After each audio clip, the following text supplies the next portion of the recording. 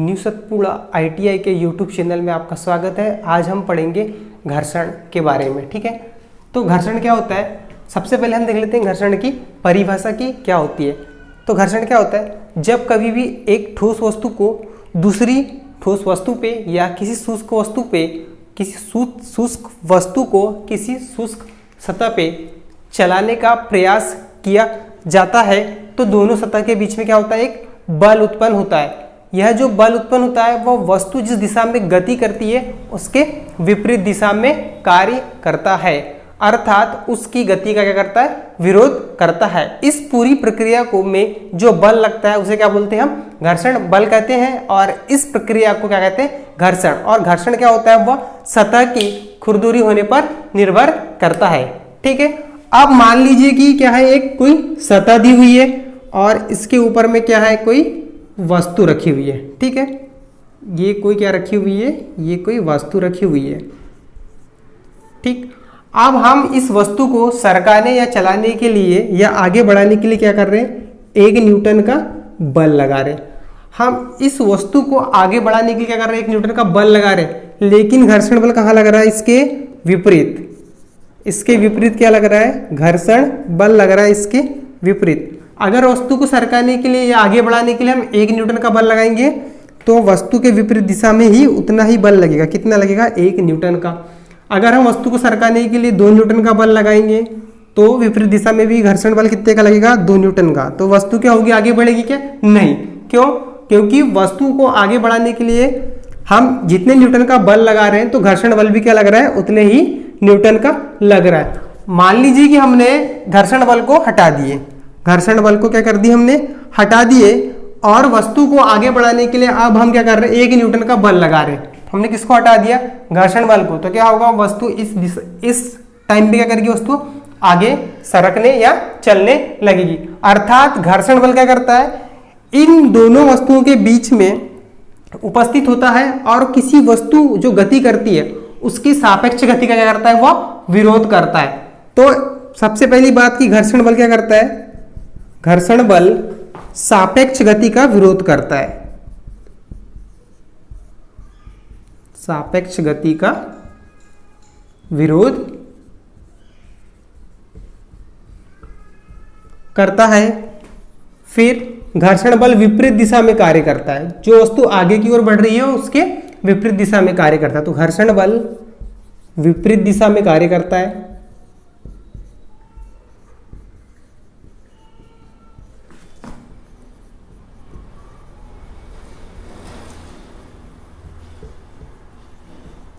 और घर्षण बल किस पे निर्भर करता है, तो सतह के खुरदुरे होने पर। घर्षण बल किस पे निर्भर करता है, सतह के खुरदुरे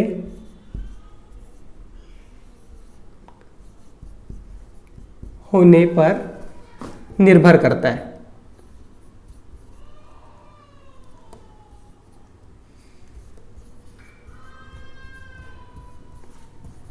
होने पर क्या करता है, वह निर्भर करता है। अब हम देखेंगे घर्षण के प्रकार। तो घर्षण मुख्यतः या सामान्यतः 3 प्रकार के होते हैं। पहला होता है आपका चरम घर्षण, या इसी को क्या बोलते हैं, सीमांत घर्षण।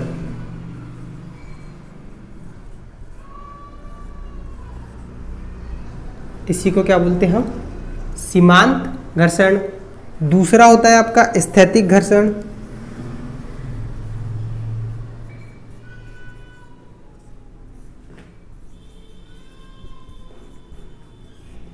और तीसरा होता है आपका गतिक घर्षण। तीसरा क्या होता है, गतिक घर्षण। तो सबसे पहले हम देखेंगे कि चरम घर्षण या सीमांत घर्षण किसको कहते हैं। तो दो सतह के बीच में, किन्हीं भी 2 सतह के बीच में गति प्रदान करने के लिए आवश्यक व न्यूनतम बल, आवश्यक व न्यूनतम बल क्या कहलाता है, वह चरम घर्षण या सीमांत घर्षण कहलाता है। किन्हीं 2 सतहों के बीच में गति प्रदान करने के लिए आवश्यक व न्यूनतम बल क्या कहलाता है? सीमांत घर्षण या चरम घर्षण बल। आपको एग्जाम में पूछ लेगा कि सीमांत घर्षण बल निर्भर करता है, ऑप्शन दिए रहेंगे तो उसमें भी देखना है कि जहां पर आवश्यक व न्यूनतम बल रहेगा वह किसके में आएगा? वह सीमांत घर्षण में। दूसरा होता है आपका स्थैतिक घर्षण। दूसरा होता है आपका स्थैतिक घर्षण। तो स्थैतिक घर्षण क्या होता है?